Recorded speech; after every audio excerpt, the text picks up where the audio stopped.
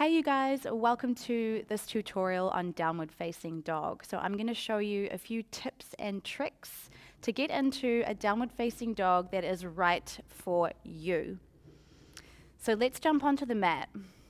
You're going to start on your hands and knees. You're going to have your hands just a little bit wider than shoulder width distance apart.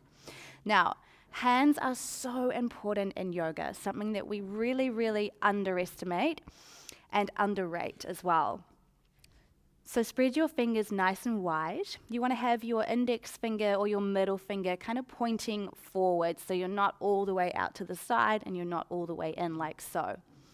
Now gripping the ground with all 10 of your fingertips. So really press into the earth with your fingertips, almost like you've got little spiders for hands. You also want to try to make sure that this first set of knuckles here at the top of your palm is pressing down into the floor as well. So you're gripping with the heel of the hand, the first set of knuckles, and the fingertips. So already we're creating a nice, strong, and stable base and not putting too much weight through the wrists. All right, so tuck your toes underneath you at the back of the mat. And now using your core, we're going to lift the hips and the butt off the mat. So rather than trying to drive the legs back, think about lifting your belly button up towards the sky as you push the floor away. Keep your knees bent, okay? So knees stay nice and bent. The gaze comes through between the feet. You're pushing the floor away with both of the arms. So looking for a nice long spine here. Ears want to be resting just in between the biceps so you're not overly straining the neck into flexion or extension. So keep the knees bent first. Somewhere where we tend to go wrong is we try to kind of drive the heels down to the floor and we end up with this kind of rounded, uncomfortable shape. So your feet also want to be just a little wider than hip width distance or whatever feels comfortable for you. Super important. All right, so we're pushing the floor away with both hands. Keep the shoulders nice and soft. So although we're nice and active through the arms, we're kind of staying soft and relaxed through the shoulders. So we're not shrugging the shoulders all the way up towards the ears like we have no neck. You want your neck to be nice and free and spacious. Beautiful. Okay. So from here, think about your sitting bones, those two pointy bones in your butt, and I want you to tilt them up towards the sky as much as you can, almost like you're arching through your lower back. So really point your booty up towards the sky. Beautiful. Now, from there, you probably feel like your ribs have flared out slightly.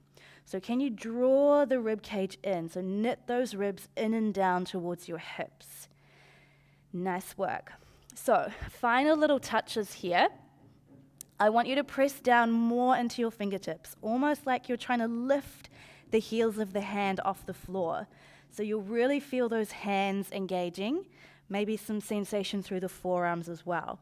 Beautiful. Now holding all of these actions, now you can start to pedal out those feet.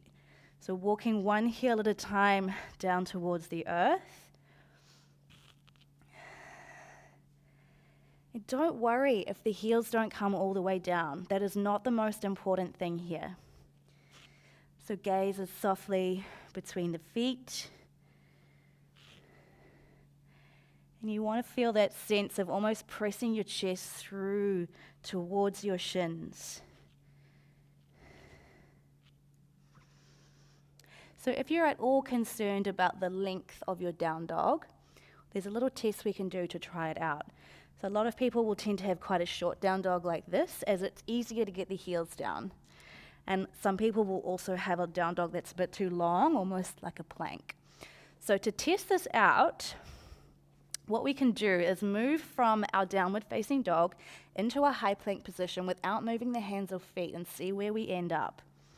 So from our down dog, we want to lift the heels, start to bring the chest forward, shoulders forward, bring the butt down, zip up the front body, and you should arrive with your shoulders above your hands, nice straight line in the body, and from your plank, you'll be able to lift the hips and move straight back into your down dog without making any adjustments. So this gives you a good indication of how far apart you want your hands and feet to be. And then eventually in time, with more practice, as the hamstrings start to become more compliant, you will be able to get those heels down. So just keep practicing. And those are my handy little tips for your downward facing dog, my friends. So go forth, have fun, let me know how you get on. And if those tips help or change your practice, send me a message. Let me know. Sending so much love to you, and I will see you next time.